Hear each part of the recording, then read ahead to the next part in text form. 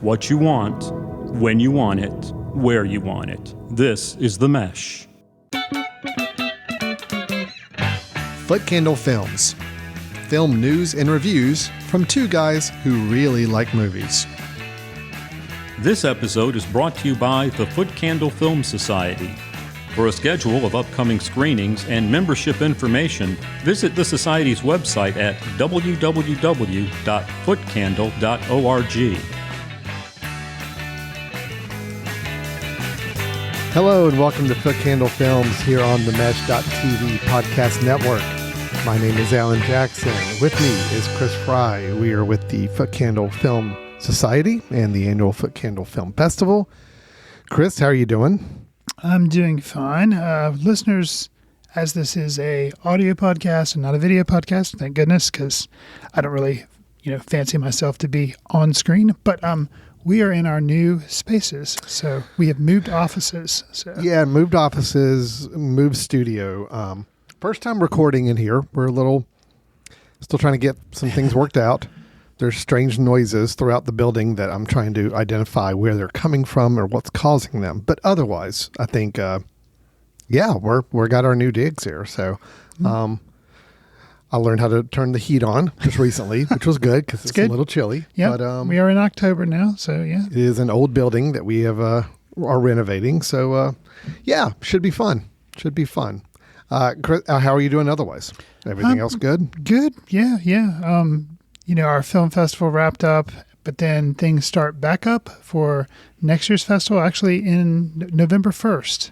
So it's like, I've had a little downtime, but getting ready already to start planning for next year. So, but things are good. Okay, cool. Well, we're excited for the next year's film festival. It will be coming up before you know it, but I'm kind of basking in the post-festival time period, the little short period of time we have after the festival is done before we start really jumping in and planning the next one. I'm trying to enjoy that moment the best I can, but it will be brief, but Sure. We'll be there soon.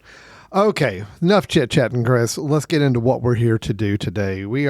This is Foot Candle Films. This is our ongoing film review, film discussion, film news previewing podcast that we have been doing for many, many years now. And today we are going to be continuing with the same format that we have pioneered over these years, Chris. We have a review of a film coming up first. We'll be reviewing the film The Black Phone 2, starring Ethan Hawke, directed by Scott Derrickson. And after that review, we have a little bit of movie news. I have one in particular story, Chris, I'm kind of fascinated by, and I can't wait to hear your thoughts on it. I don't know if you're aware of the story or not, but we'll get into that in a little bit and see with that news item. And I also have one trailer that I'm going to play. I'll give a little backstory to why I'm choosing this trailer, but yes, we will get into it in a little bit. A trailer for a film coming up in a few months. And then I think we might have a recommendation to share as well. Oh, and actually we're going to do a little, because we took off last week due to some work obligations and travels. You've got an actual extra bonus little mini review you're going to give of something you've caught up with that I have not had a chance to watch yet, but I'm anxious to hear your thoughts. The documentary, the name of it is Mr. Scorsese. Mr. Scorsese. And it's about what it's about. No, I'm not going to tell you. I just have to wonder what it could possibly be about. So it's a documentary called Mr. Scorsese. Correct. So I'll just... All right. Well, I can't wait to hear what it's about. Can't imagine. Yeah. I cannot imagine. So we will have that to hear from as well. Okay, but let's get into our main review, Chris, if we can. We are talking about The Black Phone 2. Have you heard of the grabber?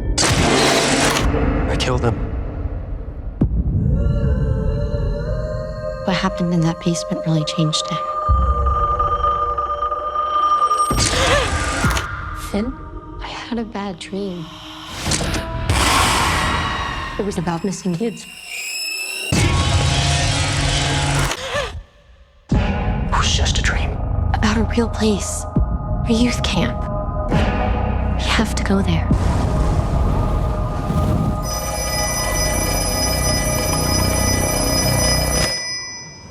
Hello, Finney.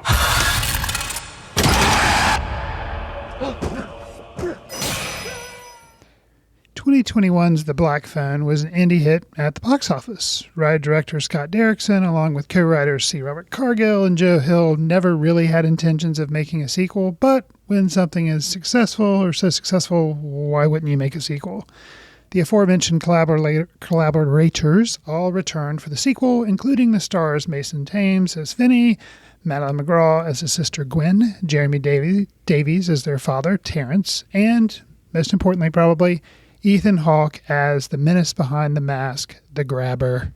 Sequels are often a gambit for audiences. If you like the first one, expectations for the sequel can be high, leading to disappointment. If the new edition deviates too much from what made the original a hit, people will complain. Conversely, if you serve a film too similar to its predecessor, you'll get grief as well. With Black Phone 2, Finn, now, I guess since he's 17, he's Finn, not Finney. Yes. But Finn, now 17, struggles with life after his captivity. His sister begins receiving calls in her dreams from the Black Phone and seeing disturbing visions of 3 boys being stalked at a winter camp known as Alpine Lake. So, how did the Black Phone 2 crew fare in tackling the feared malady of sequelitis, Alan? I think they did fine. I'll go ahead and just say up about. I generally like this film. Okay. I had an okay time with it. It is my least favorite type of horror film, which is just there is a guy in a creepy mask that is basically tormenting people at a summer camp type environment. It's Okay. it's not my style of horror It's film. been done maybe once or twice It has before. been done quite a bit, Okay. and just relishing in kills, which granted, I'll admit this movie actually has fewer of those than I expected, which I was ultimately happy about. Sure. But this film does have something a little different going on, which I appreciated it for. As a sequel, I'll admit I had to remind myself even what happened in the first Black Phone, because it has been a few years, and it was a film that I seem to remember thinking was okay. I didn't really get a lot out of it. I thought it was a simple, passable little minor horror film, and Sure. it was okay. But so I really had to kind of remind myself even what justified a sequel off of that. So it was a little bit of catching up in the first little bit of the film, trying to kind of reorient myself to understand who the characters were and kind of what had transpired in the first one. But I think this film does a good job of taking, it is truly trying to be a more, quote, classic horror sequel, and that it's take a member of the same family that the original was more focused on, take a family member and kind of start to impound some drama in their life and put them in danger. Sure. And do it in a different location, maybe a more visually striking location or something visually different than what the first one was. But it's still the same villain, the same antagonist trying to inflict pain on them.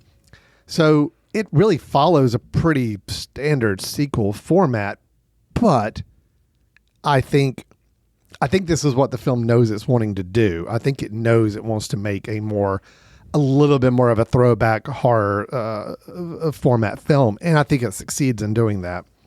There's some use of dream sequences that I think are interesting and at least break up what could be a pretty I think could have been a little more boring and very routine slasher film. It at least added some elements to it that made it a little more interesting to kind of follow along with. So and we can talk about Ethan Hawke in a little bit for what technically little he is in this film. I Sure. mean, it's probably a pretty good paycheck for him for not a lot of work. But Right. anyway, I had an okay time with this film, Chris. It is definitely not my type of film, but I think for what it was, I think it succeeded. And I think it is a worthy... I did enjoy it more than I think I did the first Black Phone. So I actually think it kind of elevated a little bit it was a little bit of a bigger film. It was a little bit of had more going on than I seem to remember the first one did. So, anyway, I want to hear your thoughts and we can get into more details, Chris. But what do you think of The Black Phone 2? So going in, this is not a spoiler for anyone who's seen The Black Phone. And we should note, this is just called Black Phone 2. It has no V. Threw me off. I do marquees now, Chris, with a movie theater. And I have to pay attention to the fact that I put up The Black Phone 2 at first. I'm like, well, no. There's no the in front of it. It's just Black Phone 2. Yeah, tricky. But with The Black Phone, conclusion of that film, spoiler, the grabber meets his end. Now, the grabber is horror films. This is not a problem. I mean, this happens all the time, and then somehow magically they come back. So that's not necessarily surprising. With the first film, though, it's based, it's based in the real world. People are walking around there. There are ghosts using the phone to communicate to Finn. Yeah. So with Black Phone 2, my original question, and even in the trailer, you see, of course, because they want you to come see the movie. So you see the grabber's back. So you're like, okay, what's the justification behind this? How's it? I mean, but you kind of expect it, horror movies, but still, you want a little bit of something there. Well, they used, and I've seen criticisms of this, but I was like, well, I don't know. I thought it was kind of interesting. Kind of the whole Freddy Krueger idea. Yep. And apparently, more so than just like the first Nightmare on Elm Street, but there's one called Dream Warriors specifically, which I forget what number that is. That was number 4. Number 4? Okay. But I think, yes. I don't know. But with that film specifically, it's like, fighting Freddy as opposed to just being terrorized by him, I assume. Mm-hmm. So I thought this film, they used that, but it wasn't, I didn't feel like it was just a mere copycat. And without getting into spoilers, the family dynamic in the first film, I remember Jeremy Davies, because he's an actor that I like. He had a very small role as the father in the first one. Yeah. A little bit bigger, a little bit more to do in this one. He does have some plot-driven actions here. Yeah. And as you mentioned, they took the character of the sister, Gwen, and she's kind of more of the central part in this film as opposed... I mean, Finn's still there. He's definitely still doing things, but Gwen is more of the focus because she's the one who's getting really kind of terrorized, intentionally so, by the grabber, because he says, okay, you beat me, but now I'm going to terrorize somebody else that you care about and torture you. Well, and also, and this is shown early on, she seems to have a level of gifts in communicating or at least seeing things. Right. So I think that kind of tapped her into. Which I don't remember. I didn't go back and watch The Black Phone before watching this one. So I don't remember if that was hinted at or that's kind of new to us. I was curious about that as well. I don't know. Also, I don't remember. There again, should have gone back and done homework. I know he's a single dad in the first film. I don't know how much, and it's, kind of mentioned that the mom is not around anymore. I don't remember a lot of detail about that, but kind of revelations about, or I guess revelations to me about some of the family dynamics, and then ultimately how the grabber kind of plays into some of that. I was like, oh, okay. So it had that made this a little bit more satisfying and more of just, like you said, a sequel where somebody's running around to summer camp killing people. Interesting that, takes place in the winter. Right. So the summer camp is there, but it's very Shining-like, and that people are kind of snowed in. And I think it was kind of, I like to think that was a little bit of an intentional, we're going to be at summer camp.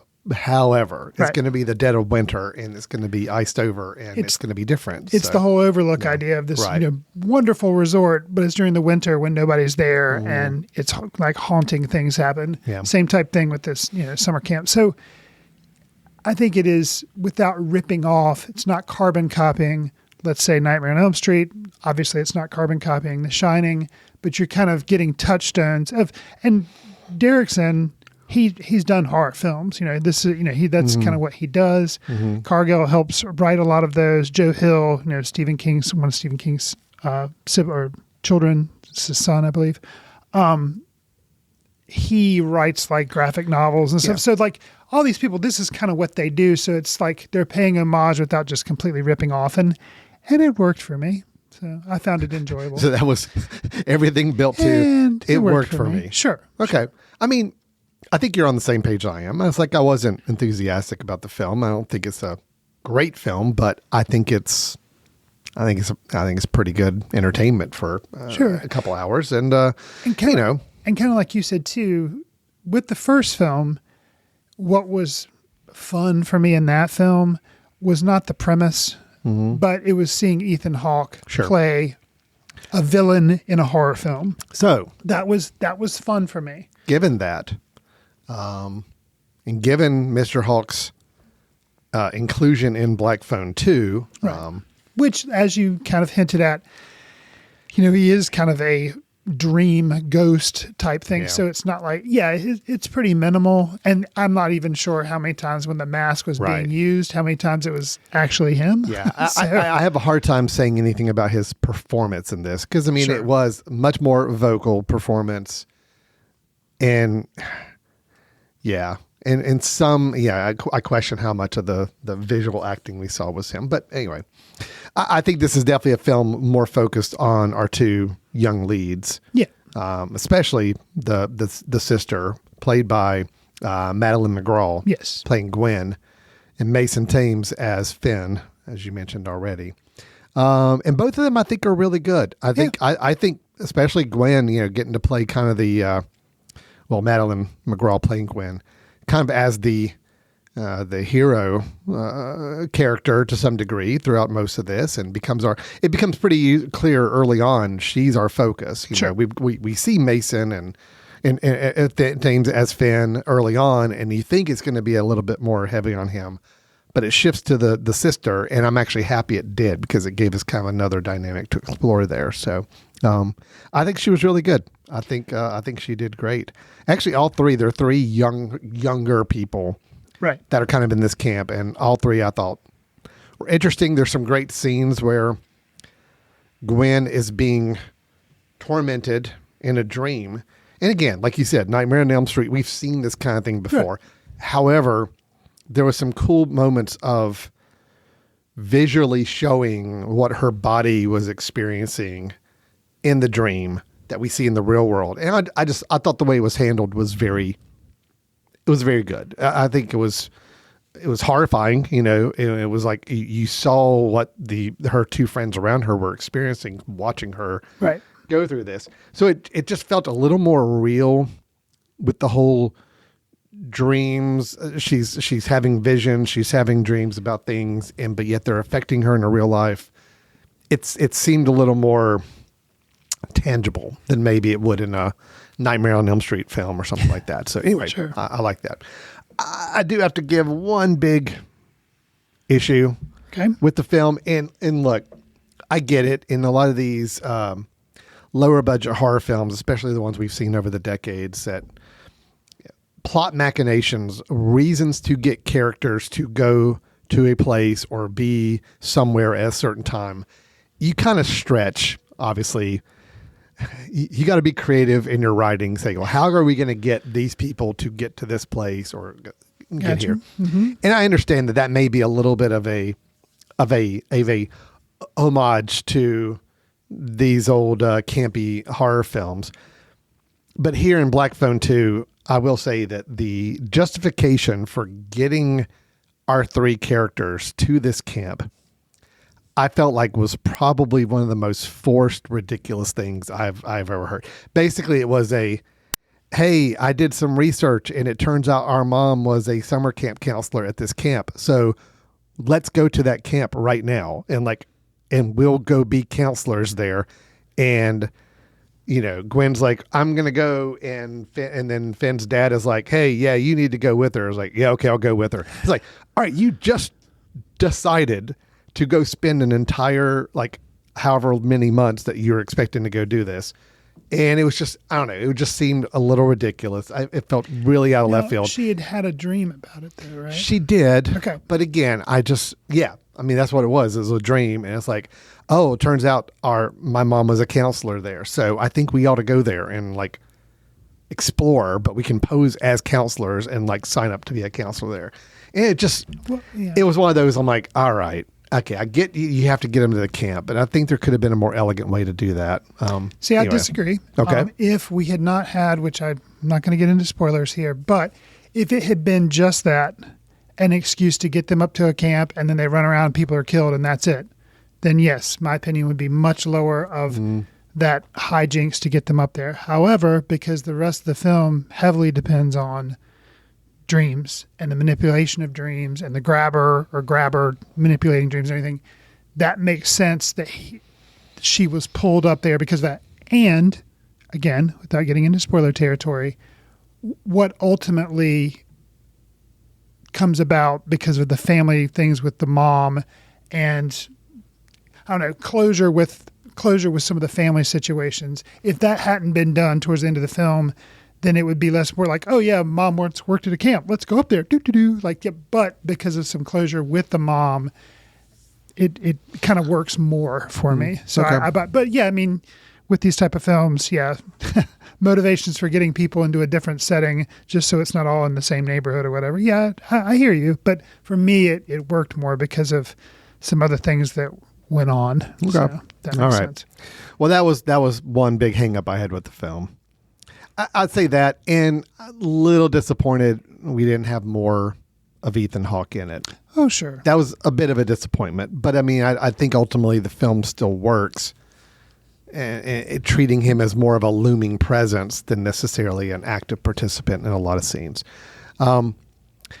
There is a scene, a sequence that takes place, I think, in a kitchen, like a fight sequence Okay. where the grabber is unseen, like not being seen by anybody other than Gwen, who's having the visions of him. Right. So you kind of had to pull off an interesting scene where, you know, a person, Gwen, and actually the others are fighting against what, you know, is something's not there. Yeah. So you've got her being thrown around the room and being It's lifted like by a up. and all. poltergeist or something, Yeah. but it just happens to be the grabber. And normally, if you would describe that scene to me, I'd be like, "Oh, that does not sound like that's going to go well." I actually thought it was really good the way they did it. I actually thought they pulled it off, and I believed it. And this idea that the grabber is a force, she can see him because she has these visions and can enter this dream world, but the other people around are seeing the actions of the grabber without being able to see him. So them having to try to fight against something they can't see, where they can see the results of what he's doing. Again, that could have been so tacky and cheesy, but it actually worked really well in the film, I think, the way they directed it and the way they orchestrated it. So I did like that quite a bit too. So Yeah, and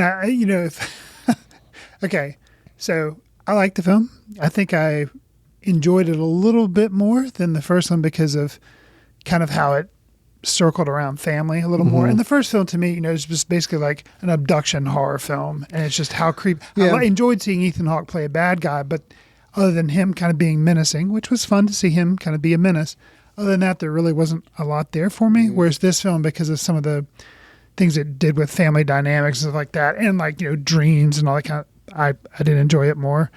But if I have to say my little thing for, you just kind of be like, okay, whatever. First film we already touched on, called The Black Phone. Why? Because there's a phone involved. So for this film, so there's this summer camp and everything, but of course, what does it have?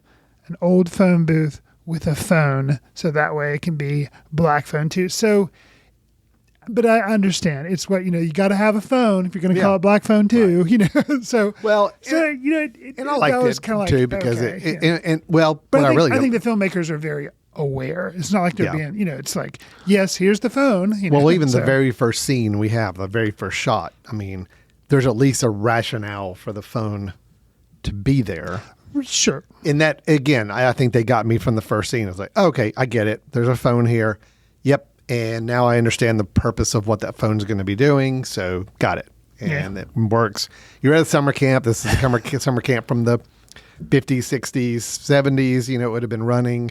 Right. Yeah. Payphones were still a thing, and it kind of makes sense. So I was okay with it. Sure. I bought it. I thought it okay. Yeah. All right. Well, that is Black Phone 2. I think we're both coming out generally favorable on it, but it's not going to make a best of the year or anything for me. But I think they did a pretty good job with what could have been a very routine sequel. They made something that was a little different, maybe a little better and made use of some more interesting tropes in the horror field. So I will say the mountain they will have to climb to get me in the theater to see Black Phone 3. I mean, it's just going to be Phone 3. They'll keep dropping words. it'll just be P3. Yeah. It would probably be a pretty high mark that I would have to hear really good things to get me interested in return, because this one, yeah, it was good. I enjoyed it. It was a little bit better than the first one, but I think we're like, okay, now I'm kind of, this idea I think I'm kind of now done with. So I'm not to say, I guess, you make enough money, why wouldn't they make a third one? But we'll see. Yeah, this movie's actually doing pretty good. So there you go. You might want to be prepared for a BP3. There we go. That'd be amazing. All right. Well, that is Black Phone 2. We are reviewing it a little later in its run just because we did have the week off last week. So, but it is still playing in theaters. And we're saying, if you're a horror film fan and you had anything that you liked out of the first one, I think overall this is a pretty good, worthy watch, a worthy sequel for it. So, okay. All right, Chris. I don't want to take a break yet. I actually want to get to your review of that Mr. Scorsese thing that you watched. Yeah. So you got to catch up on this. I have spent the last week traveling and working and all that, and did not get to watch anything based on my schedule last week. But I was very, very much wanting to watch this. So I'm glad you did. And because it's a documentary, I'm not worried about you spoiling anything for me by discussing the film. Yeah. So why don't you tell me? I think probably the subject matter. I do. It is about the Mr. Scorsese that happens to be Martin Scorsese. Aha. Yes. Here we are. Not Bill Scorsese. No. The guy I know that lives down the street from me that... No. Okay, good. Good. Not him. I mean, right. He may have a documentary one day, but Yeah. this is not his. I got it. It's the end of the year. It's coming towards, and we're in the end of October now. We're starting to get screeners for things people want for award consideration because we're members of a film criticism group here in North Carolina. So, there's a lot going on. I watched this documentary following the career of Martin Scorsese, and all I want to do now is revisit all his films because it starts, which, everybody kind of knows, I guess. His early life really has influenced the type of films that he's wanted to make. He grew up immigrant family. They were kind of ostracized at some points because of decisions his dad made with business. They were kind of pushed out of their neighborhood. His relationship to other family members. Yeah, he's made a lot of movies that have to do with organized crime. There was a lot of that going on. He saw a lot of that growing up. Mean Streets, everybody kind of knows, that's a little bit from Martin Scorsese's life. But then watching this documentary, I'm like, oh, these are no, that's direct corollaries to some people in his life. Mm-hmm. And what's even amazing too is they get some of the people who he basically has in these films, and they talked on camera, somewhat reluctantly sometimes, but they kind of made some comments about, may not have liked it, but it was very honest to kind of way things were going on and the way things were handled. Yeah. And it was really fascinating. And Martin Scorsese, I've heard him talk about maybe, out promoting films, but never talking about really why he made them or struggles that he's had with his asthma or with kind of anxiety and making films. And then I never really think about this with Martin Scorsese because you just figure he's such a huge figure. He's made Goodfellas, Casino, Raging Bull. He's made all these, numerous films. I never think about him having trouble getting funding or him struggling with the studio system. But when you sit back and think about it, well, no. Some of his films have been more independent, like Kundun, Yeah, sure. And you're like, okay. And he's made documentaries as well. And you're just, I don't know, he's somebody, unfortunately, I like his films, but I think I do kind of take him for granted as a filmmaker. And watching this just really kind of made me appreciate him as a filmmaker. And it goes all the way up, which is kind of cool. It goes all the way up to Killers of the Flower Moon. I was going to ask how wide spanning it was. Yeah, it so starts it's all the way to childhood, like and then pretty his first recent. film, Boxcar Bertha, Yeah. which again, interesting. He made that. It's kind of a studio picture, and then comments he got from some of his friends about that film, and kind of saying like, yeah, you need to do what you know, what makes you you. Don't go the studio route. So it's kind of, yeah, it was just fascinating to hear him be very honest. And you have people like Steven Spielberg commenting because they've known him, Martin Scorsese, forever. So it was interesting hearing other filmmakers comment him. Spike Lee, known to be a fan of Scorsese. They're known to have a close relationship. Him commenting on Martin Scorsese.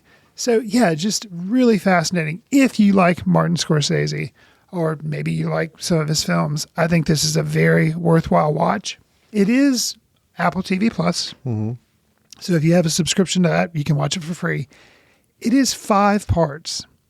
So it's like, I guess, around 5 hours. But for me, they went really, really, really fast.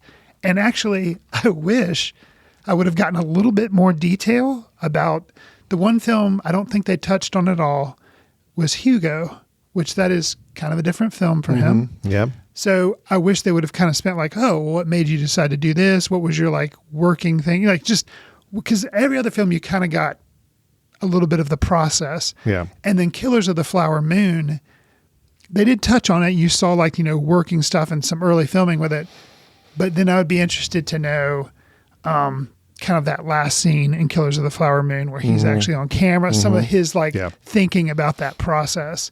But, there again, it was 5 hours. Usually I'm one of the people that will complain about runtime. Well, and this could have been another hour. I mean, you think about as many films as he's made. Right. I mean, it's like to be able to go into each one with the level of detail that we would probably want. Sure. Yeah, I can't see how that's possible, even in a 5-part documentary. So, yeah. Sure. Okay. And, the director, Rebecca Miller, has made several films. I'm not really familiar with her work, but after seeing this, up close and personal portrait of Martin Scorsese, I'm interested to see or, go into some of her other films. And she's made documentaries plus some narratives. So I'd be interested to see some of her other work. Also, I have to say too, not only do, of course, you see Martin Scorsese age because you see all this, footage of him as a young filmmaker and you see him age. And of course you see people like Robert De Niro, because he's had many collaborations. So you see young Robert De Niro and then you see him age. Somebody I didn't really think about having the ability to see them age through this documentary was Leonardo DiCaprio because he's kind of like the newer Robert De Niro that comes along and then has like this working relationship with Martin Scorsese. So it's interesting to hear about their personal relationships and then also the comments that they make about the filmmaker. Specifically, one of the first films I wanted to go watch was Shutter Island with Leonardo DiCaprio. I remember that film coming out. It's like, oh yeah. But apparently during that time, Martin Scorsese was really having a rough time with like personal things going on. And Leonardo DiCaprio was like, yeah, during the making of that film, Martin was like, really hard. He was just like, it was a dark film. Sure. But like he was very dark. So it was interesting hearing some of that, just like what can go into making a film and kind of behind the scenes stuff. So interesting. If you're a fan of Scorsese, highly recommend Mr. Scorsese streaming on Apple TV Plus. Well, great. Thank you for that review and a pseudo recommendation as well of the series. True. Interesting note, Rebecca Miller, the director, married to a Mr. Daniel Day-Lewis. Okay, that actually makes a lot of sense. Daniel Day-Lewis was in Gangs of New York and also Age of Innocence, which Age of Innocence is not something I think about as a Martin Scorsese film. Yeah. But then you hear about some of the things in it and you're like, okay. And you hear Daniel Day-Lewis talk. And then, of course, what I remember Daniel Day-Lewis doing is Gangs of New York, which was also DiCaprio coming in. Sure. But anyways, I'd actually, because I was not aware of that connection, when I saw Daniel Day-Lewis is interviewed on screen, I was like, I don't think I've rarely seen interviews with Daniel Day-Lewis. And we know that he's kind of, he's talked about how he joked like, oh yeah, I'm going to retire from acting. And he's come back and done some Paul Thomas Anderson movies. He has the new Anemone out that his son wrote and directed, I think. But he's not someone you see pop up all the time. So when he popped up, I was like, oh, hello, hello, Mr. He had a Davis. couple of connections to the source Gotcha. material. So that now, actually yeah. makes sense. It's like, well, yeah, I could see how they could get him on screen. So, okay. All right. Well, I'm super excited. So you said it's 5 parts. Each part's what? An hour? I think it's roughly an hour, maybe somewhere like 45 minutes or whatever. But Okay. the time, So I'm looking at a 4 to 5 hour investment. Pretty close to it. but it's worth it. And Okay, I would say it doesn't stand a chance of getting any type of Oscar buzz because it is more of like a series but it's a limited series. Right. But that one film documentary that did end up winning the nominated, didn't end up winning, was the OJ Made in America. Yeah. That was several parts, and it was also very good. So I don't know. This one's, and I know a lot of times because of documentaries go for, or the awards go to things that are much more serious subject matters that are like, war-torn countries or, things like that, which I totally get, or environmental documentaries. But, I mean, this one, I guess, I would think at least deserves a nomination just because of, just looking at somebody's filmography. So, we'll see. All right, cool. Well, that is Mr. Scorsese. It is an Apple TV production. Yes. So you see it on Apple TV. All 5 parts, directed by Rebecca Miller, and Chris is giving it a pretty strong recommendation. Good.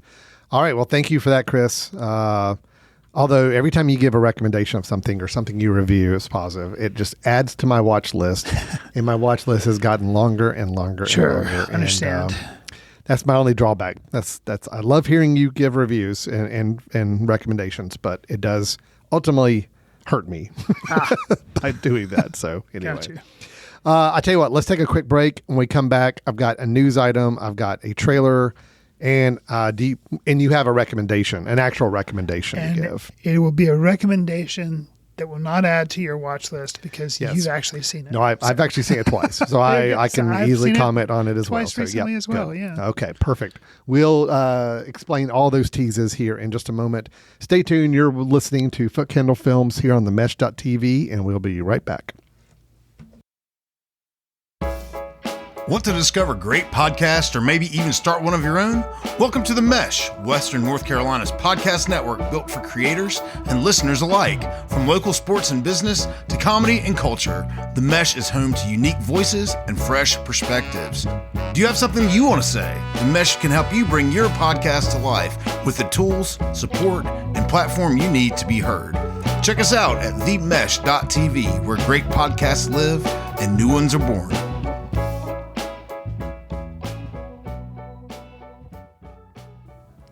Welcome back to Foot Candle Films here on the Mesh.tv podcast network. We're here in our new studio digs, trying to feel our way around, get comfortable in here. I think this is going to work okay, but I'll admit I'm a little off my game. Just new environment, new digs, just trying to figure it all out. So it's all right. We'll get stabilized. Yeah, we were kind of in our groove in the other place. It was It's like now this is kind of just throwing a curve. I like change, and Sure. I'm all for it, but it is a little different. So, especially after having done, I don't know how many several hundred episodes at the previous location. Oh yeah, yeah. I mean, since we started the podcast. Yeah, so it's been quite. This is a change. Yes. All right, but change is good. Onward and upward, Chris. Onward and upward. News item. Yes. Have you heard about what we were declined or what we were denied in the Star Wars universe? Oh boy. Okay. Well, I see from the expression in your face, it didn't. I know what we're getting. Grogu and. Oh yeah, Mandalorian and Grogu. Yeah, I know we're getting. All right, that. well, let me tell you about a story of missed opportunities or something that we are now being denied that I think would have been amazing. Okay. And this just came out last week. So this is not happening. This is not happening. Okay. This was possibility of happening at one point, and then Disney decided no. This is from Deadline. Actually, a whole bunch of places are reporting it, but I'm using the Deadline article on this. Steven Soderbergh had I know who he is. wrote and a script for a Star Wars film. Wow. It was called The Hunt for Ben Solo, and it was going to obviously star Adam Driver. Okay. And Adam Driver has come out and said this. Adam Driver kind of revealed all this, that there was a script that Soderbergh had done. And according to Adam Driver, he said it was one of the coolest expletive scripts I had ever been a part of. And Soderbergh has been quiet about it all this time, but now that Adam Driver kind of brought it up, now Soderbergh's saying, yeah, it's like I did not enjoy lying about the existence of this script, but it's no longer a secret, so whatever. Basically, they turned it in to Disney, and Disney rejected it. So do you know the time frame of when? So I think that's partly the reason why Disney rejected it. The time frame would have been after The Rise of Skywalker, which, spoiler alert, if you haven't seen that, Ben Solo dies. Right. Kylo Ren, Ben Solo dies at the end of that movie. Gotcha. So it was going to be after. It was going to be, interesting. Yep. So although the character had a redemption arc before his death in The Rise of Skywalker, Driver felt that Ben had unfinished business. They said, well, we presented the script to Lucasfilm. They loved the idea. They totally understood our angle and why we were doing it. We took it to Bob Iger and Alan Bergman, and they said no. They just didn't see how Ben Solo was alive. And that was that. So somehow the script had to do with Ben either still being alive or maybe somehow resurrected or something. I don't know. But Disney said, no, we don't get it. So they turned it down. But since this news has come up, Chris, the internet has gone I'm sure. cuckoo crazy about this, to the point where I'm even looking at a Blue Sky post where somebody flew a banner by airplane over the Disney studios. It says, "Save the hunt for Ben Solo." People are rabid now, wanting this movie to be made now.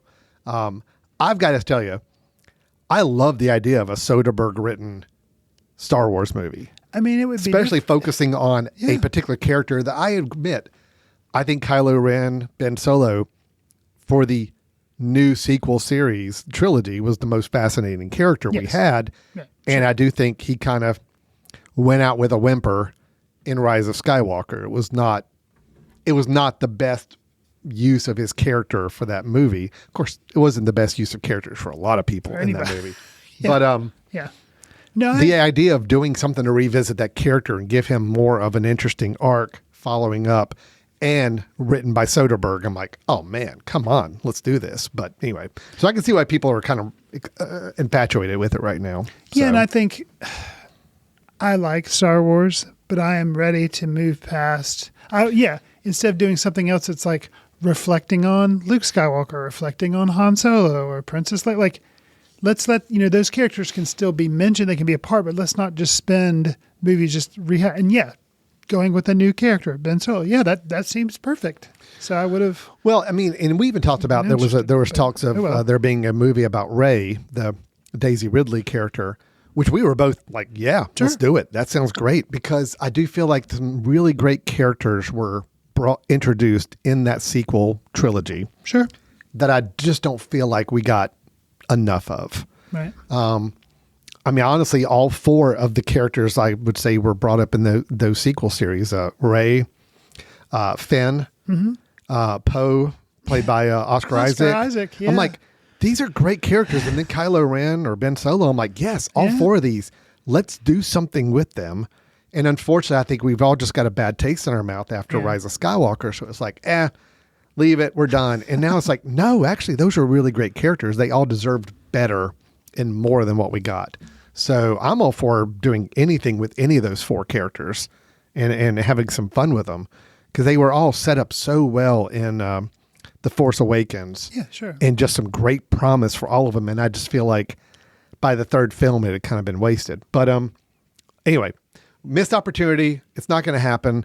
Look, we still don't have Batgirl, the movie that was made and actually completely made, and we still haven't got it released. Right.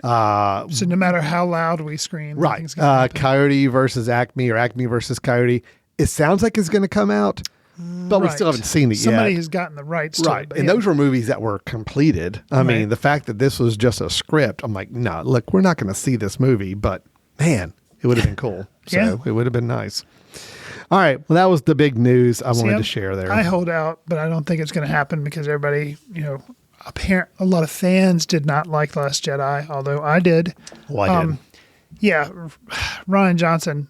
Hey, I'm looking forward to the new Dead Man Walking Knives Out film. Yeah. However, I really would like, if he's going to do sequel type stuff, I would like to see him have another shot at doing a Star Wars film. I would love to see him do another Star Wars. Because apparently he was going to go back and do stuff before Star Wars A New Hope. It was like the early days and stuff. There were like 5 or 6 different Star Wars projects floating out there that all sounded really interesting, and nothing has happened. So, yeah. All right. Well, we'll see what happens there. Chris, I've got a trailer I want to watch. I'll go ahead and say I'm not excited or interested in this film. Okay. I'm bringing it up because I'm learning things in my now secondary job life. So taking on a movie theater, which we are right next to this said movie theater where our studio is now located. I'm learning a lot about what it is that people want to see in movies, what people will buy tickets to go see. Okay. And more importantly, I'm learning what young people get excited about with movies. Got you. Because I have young people working at this theater. So, when I'm talking with them, I'm like, hey, here's some films we're looking at. And I can gauge their reaction on, is that something they're going to be interested in? And they and their friends will actually want to come see. Or they're like, no, not interested. Got you. So, for example, we brought back Casper, the 1990s movie. Christina Ricci. That's right. Christina Ricci, Bill Pullman. Kids, like teenage kids, super excited because that's like a throwback movie for them. Like that is their flashback movie where, we're focused on movies from 70s and 80s. It's kind of these are like, oh no, the ones from the late 90s. It's like, those are cool movies to go back and see. So it's all right, great. Well, they mentioned a film to me that they are all super excited about that I knew nothing about. Okay. And so I've now gone and looked, and there is a trailer for it. I know what the premise of the movie is.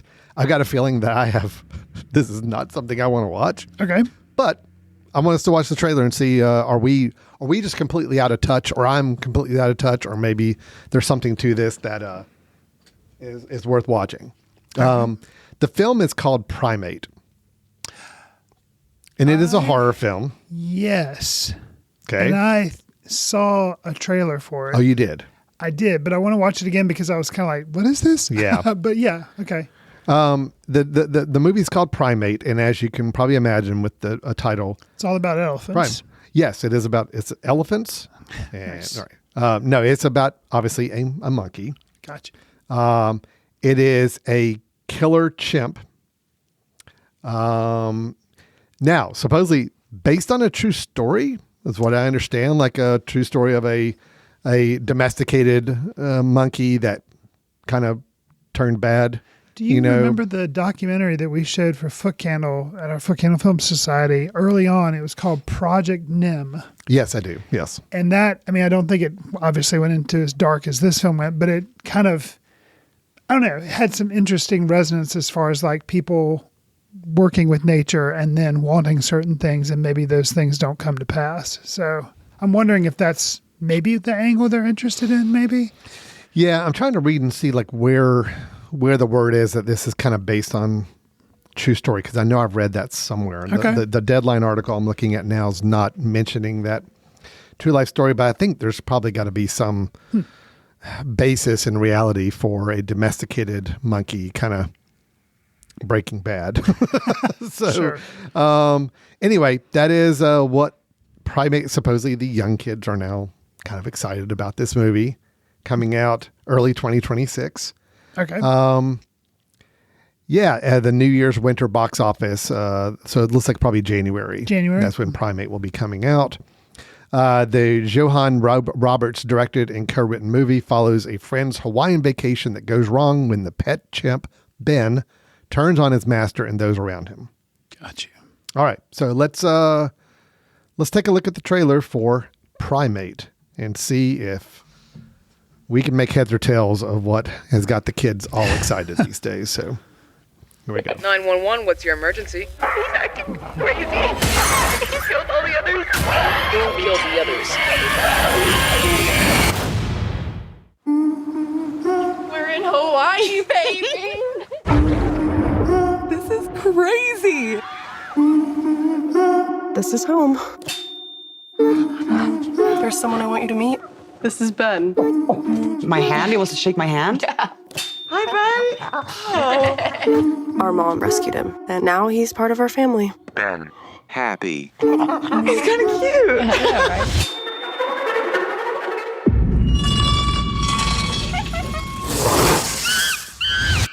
Ben?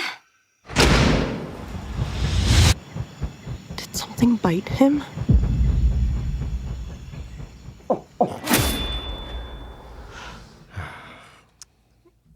Okay, so that was the trailer for Primate. Chris, are we just out of touch, or are you down with this? Are you down with the Ben's Gone Bad monkey movie?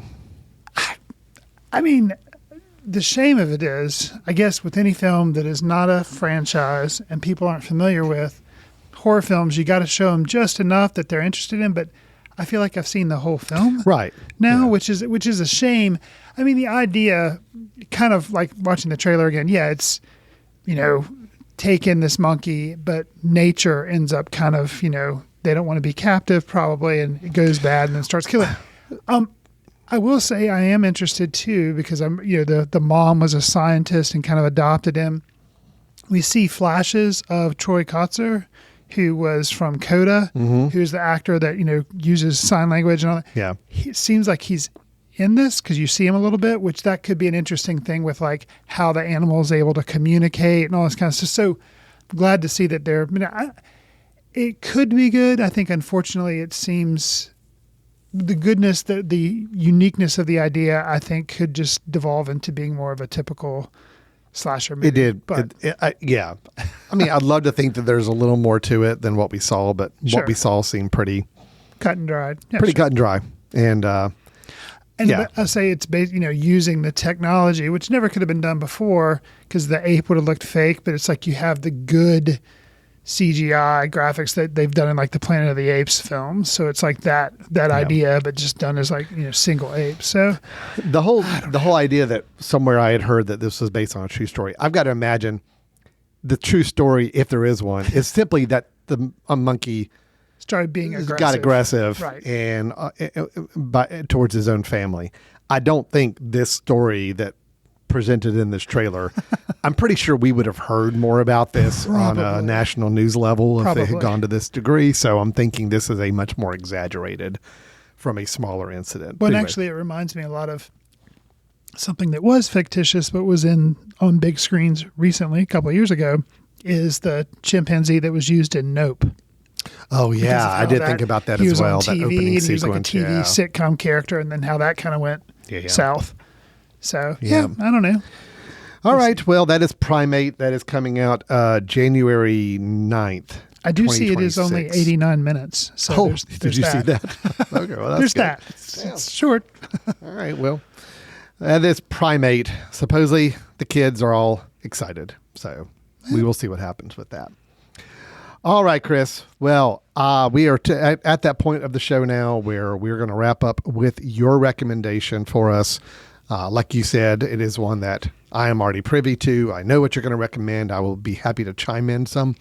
But Chris always likes to give us recommendations of films that he's recently caught back up with or seen for the first time, or just thought about laying awake at night thinking about films that he's seen and like, oh, hey, this was a good film. I should recommend this. Whatever the reason behind it, Chris is here to share a movie with us that we may want to check out. So, Chris, what have you got for us today? So I'm recommending a film that we reviewed on the show back when it came out, but is recently released on HBO Max, and that is Weapons. Mm-hmm. That's the horror film that came out in 2025, directed by Zach Kreger from Barbarian fame, starring Julia Garner, Josh Brolin, Alden Ehrenreich, Benedict Wong, Amy Madigan, just lots of good people, interesting story. And I just rewatched it again because my wife had heard about it. She actually listens to a podcast with Jason Bateman, Smartless, and he just apparently just nonstop talks about weapons. So she's like, okay. She saw we were like looking for something to watch. She saw it another pop up. reason I like Jason Bateman so much. Right. Right. And she saw it pop up on HBO Max. She's like, okay, I know it's a horror movie. I know you've seen it, but do you want? I was like, yes, let's watch it. I'd be interested. It's more psychological than just outright horror. Yeah. I think you'll be okay watching it.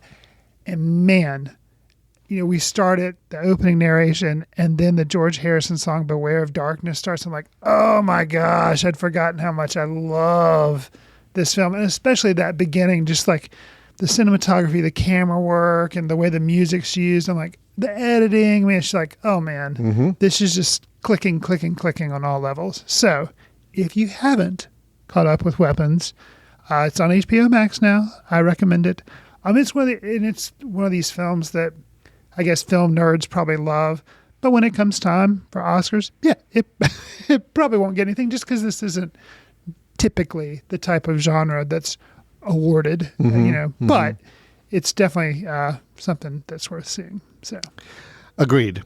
I cannot echo this enough. I've seen this my second time as well. I saw it in a similar situation where I had some family members who said, "Hey, I've heard about this movie. I'd like to watch it." I'm like, cool, we shall watch it. And we did watch it. And yeah, I'm still geeking out, loving it the whole second time as well. Actually, I might have even enjoyed it a little bit more the second time because I felt like it's kind of like a Inception film for me with Christopher Nolan. Once you've seen it and then you go back and watch it a second time, you can really appreciate how things fit together and mesh together. Because the first time you're basically you're trying to play catch up. You're taking it all in at the first time, yeah. And this time I was like, whoa, yeah, it really is tight. You can really, and if anything, maybe best original screenplay, just because you can appreciate how well the screenplay actually works. Yes. So. No, I absolutely love Weapons. It's still one of my favorites of the year for sure. I know it'll be popping in our discussion at the end of the year. For me, anyway. I can pretty safely say that. There's only two right now films that I honestly feel like are kind of in my... Yep, those are definitely in top of the year. It's Sinners and it's Weapons. I mean, those two I know are going to be in the conversation somewhere. Anything else is kind of moving and shaking between there to see where it falls in. But sure, those two are pretty much locks. If you don't hear me mention those two films come January when we do our end of the year thing or late December, whenever we do it, right? Something went horribly wrong. So we just suddenly had a lot of really, really good films. I mean, that's true. I mean, I could have 10 amazing films come out in December, but right now, man, it would take a lot to knock those two out of just not only both those films, not only are they just well done films by really good filmmakers who know what they're doing, but also incredibly entertaining, like both of them, like ones that I enjoyed watching with a crowd. I enjoyed watching with my family members. It's like, I want to see their reactions to this film. That's a sign of a great film where you're excited to have other people watch it with you and experience it. So yeah, that was great. Very, very good stuff. All right. So Weapons on HBO Max right now. So if you have a subscription to that service, you can watch it, quote, for free. I mean, I understand there's a built-in cost to it, but sure. That's the way I tend to look at it. That's the way I justify it to myself is, it's a free movie now for my $16 I paid for the month or whatever. There you go. Okay, Chris. Well, I think that wraps us up for today. We did a lot. We played a little bit of catch up here. Black Phone 2. Generally positive feedback on that. Nothing overwhelming, but it was a good sequel to a small horror film that elevated that franchise a little bit for me. And I don't know. I'm not going to say I'm not opposed to a third one. If they can go in an even more interesting direction like they did from the first to the second, if they can take even a bigger leap with the third, I might be okay with that. So Chris gave a mini review of Mr. Scorsese, the Apple TV documentary series about Martin Scorsese. Very positive review from Chris on that. And then we talked about the Hunt for Ben Solo, missed film opportunity from Steven Soderbergh and Adam Driver. We hardly knew you, Hunt for Ben Solo. It's a shame that we'll never get to see you again. And then we talked about Primate, the trailer for Primate, and then Chris's recommendation of Weapons. So, Chris, if anybody would like to dialogue with us about anything we talked about, how can they do so after this show's over? You can send an email to info@footcandle.org. You can leave us a voicemail via our contact page on the mesh.tv website. You can follow us on Facebook at Foot Candle Film Society, Instagram, Threads, Blue Sky, Twitter. We're just Foot Candle Film. Al and I are also on Letterboxd, where we attempt to track what we're seeing and leave quick takes. Do us a favor, if you like the show, consider giving us a star rating, write a review, share with friends whatever service you receive your favorite podcast on, because it'll help us reach new listeners, and we'd appreciate that. I will say, Book Candle Film Festival, I mentioned it at the top of the show, submissions for next year's edition, the 2026 version, submissions open November 1st. So maybe by the time you're listening to this podcast, or close, submissions will open up. So just head over and consider entering a film if you're a filmmaker. So, all right, cool deals. Well, thanks everybody for listening. We will look forward to talking to you next time on Foot Candle Films as we continue to get used to our new digs. And look forward to talking again soon. Thanks everybody for listening. Take care. See you in the ticket line. Watch films in the company of like-minded people in the dark. Watch films in the underground. We won't let anyone know where you are. The films that don't make it to Carmike at the mall, or ones that were famous when Grandpa would watch films out of the reverence of the heritage of an art. Watch films through the courtesy of Foot Candle Film Society. Special thanks to Carpal Tuller for the show theme music. For more about Carpal Tuller, visit www.carpaltuller.com. You've been listening to The Mesh, an online media network of shows and programs ranging from business to arts, sports to entertainment, music to community.